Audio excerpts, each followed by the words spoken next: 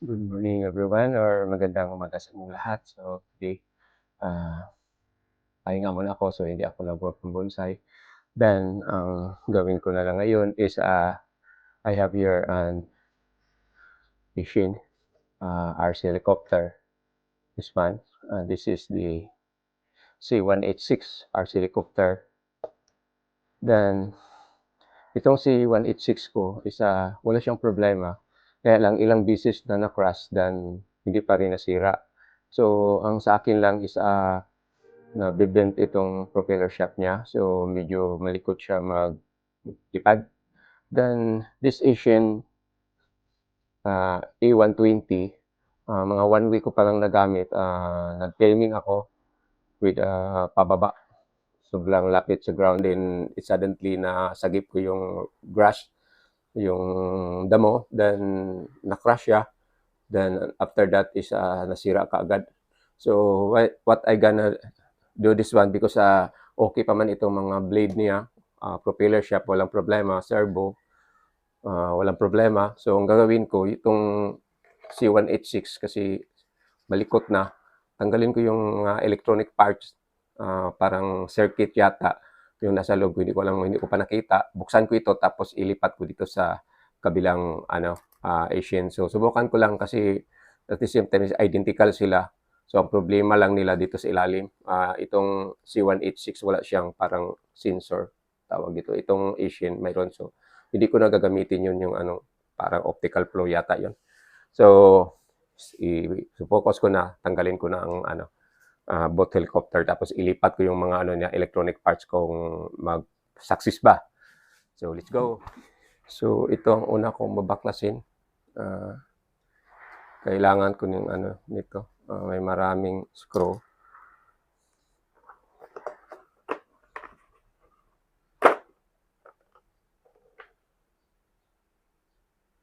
Saan naman eh?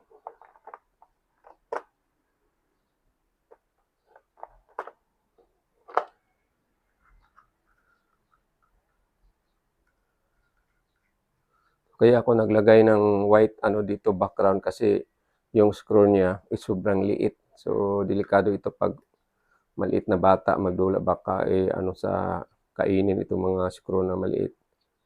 Yan.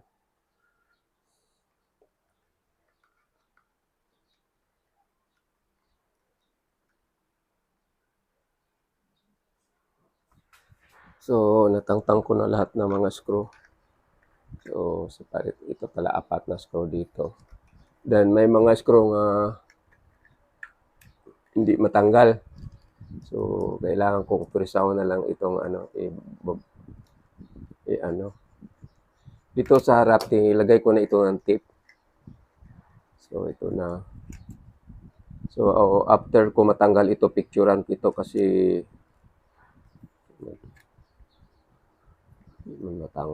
dinidikit ko yata. Ay, natanggal na.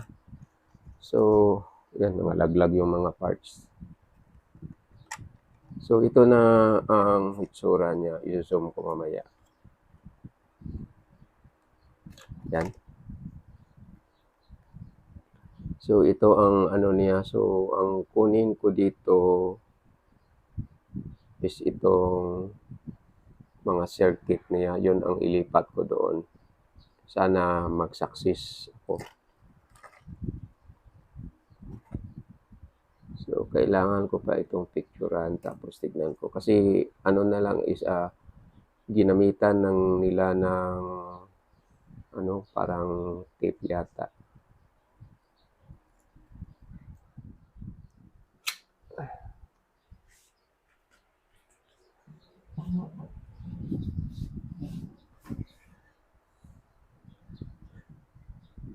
So ito ang itsura.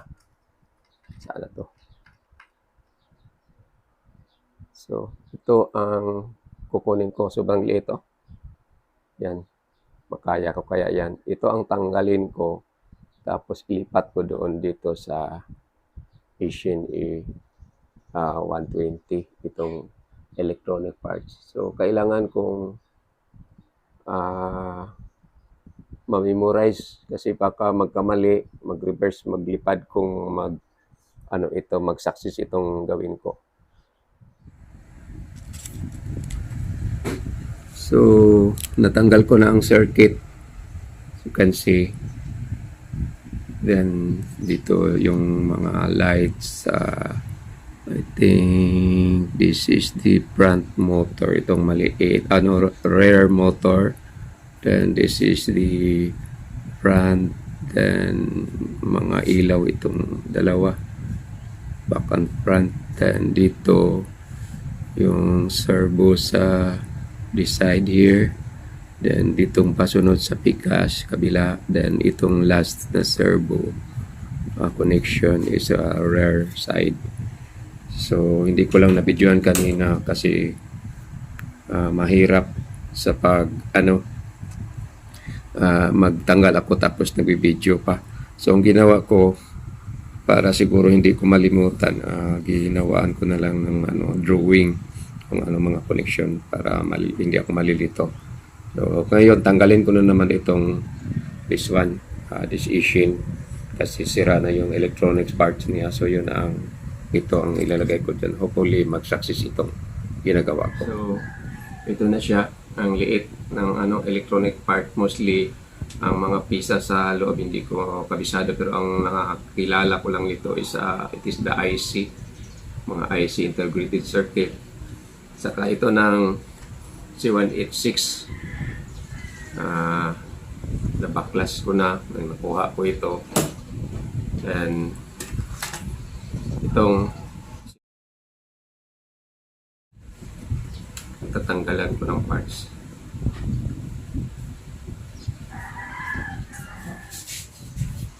So, ito na yung yung C186 at saka itong Ishin. So, yan. Tatanggal ko na. Then, sa atong anjuhos. Sa nakita ko, walang pinag-iba. So, yan. Pareha sila. Ang pinag-iba lang nila, if I show you between the Ishin, hopefully makita dyan, itong sa ilalim. So, hindi ko alam kung anong function ito. Kaya mulang nag-crash itong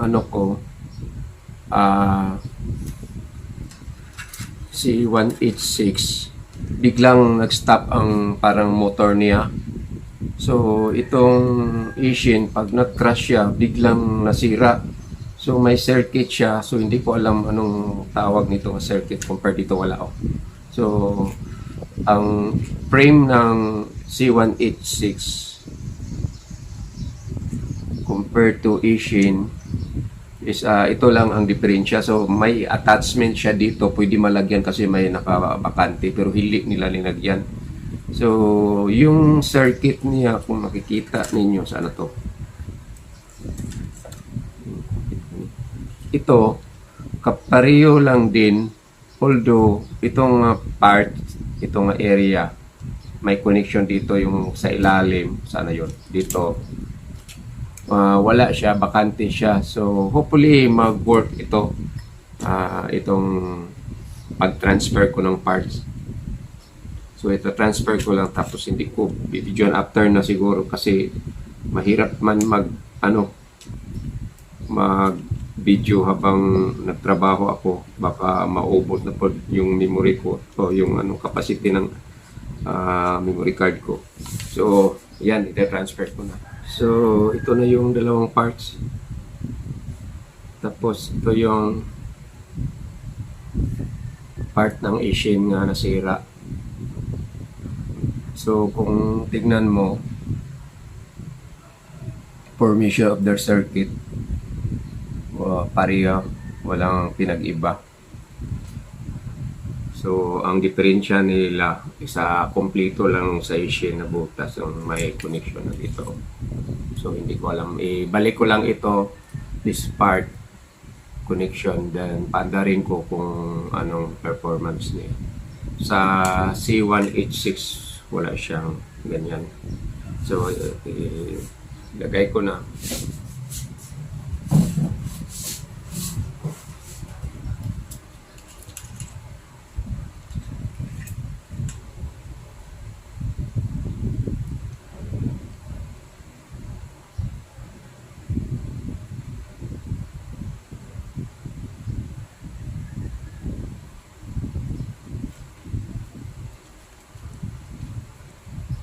Gawin ko nito, lagyan ko na lang ito ng ano.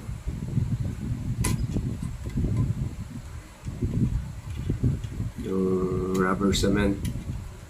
Wala akong double-sided tape para hindi siya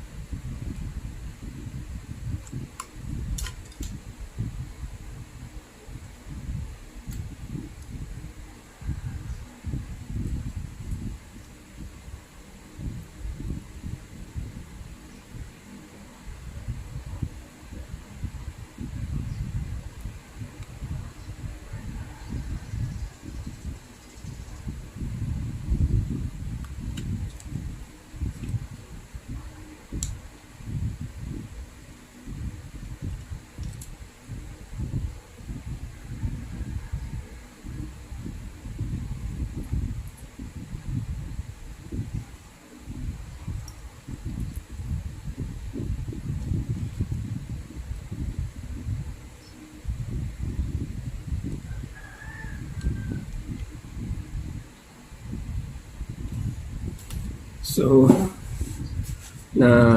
lagay ko na lahat. So, before ano ko ito, try ko siguro paanda rin for safety. Baka i-assemble ko na lang. So, na-assemble ko na ang ano lang.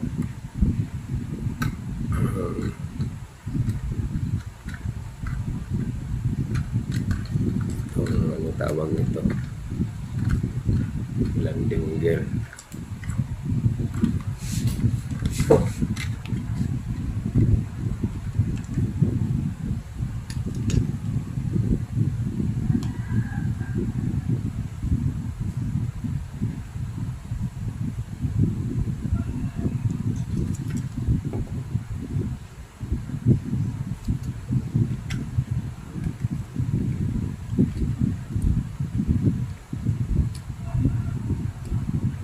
May scope pa na sa ilalim.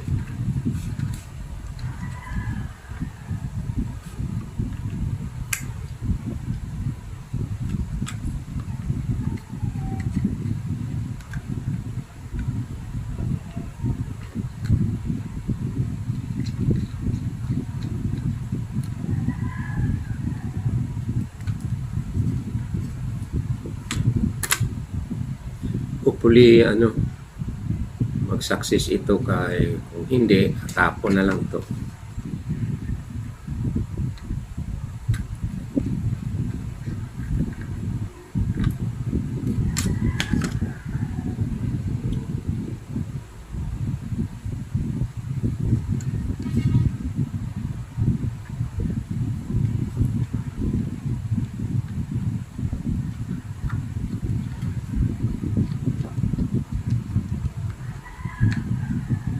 Hindi ko pa na-lock lahat. Ang sa akin lang is na-forma na siya, tapos try ko pa rin.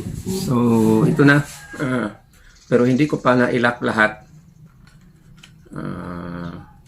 Wala pa, kulang pa ng mga screw. Ang tanong, aandar kaya ito? So, lagyan ko ng battery. Battery. Yan. Okay. I-on. So, nag-on siya. Yan, umiilaw. Side view natin. Yan. So, ang remote, i-on natin yung remote. Yan. Try natin kung okay. So, try natin paandarin.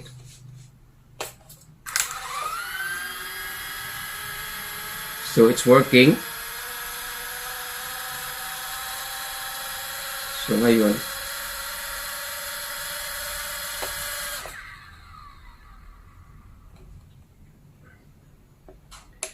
so, punta tayo sa labas. Ititesting natin, pero ilalak ko muna. So, nag-work siya. Tapos, itong part, yung, saan na yun? Saan na yun? Ito. Makikita nyo ito. Ito yung PISA na diferensya nilang dalawa between the Asian and 8186. Ano no? 8186. C186 at saka Asian A120. So ito ang part ng Asian A120. Tinanggal ko, hindi ko linagay kasi parang wala mang gamit.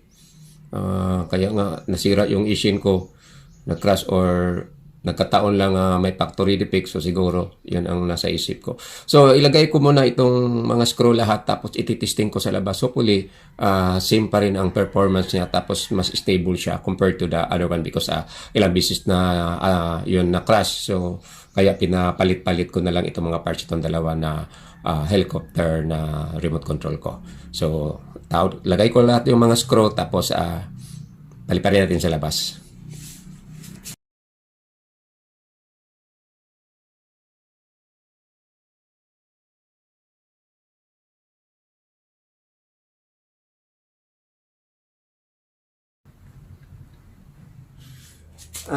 Nag-ulan sa labas. So, hindi ako makatesting. So, ginawa ko gihawanan na lang ako diri sa sala. Diri na lang ako mag-testing. Ito. Yan. Hopefully, hindi ito madisgrasya.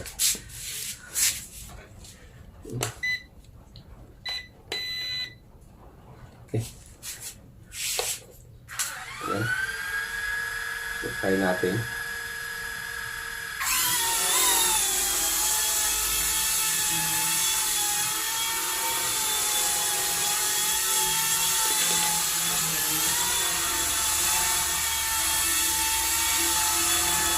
So, kailangan i-trim. Yan. Sira tuloy.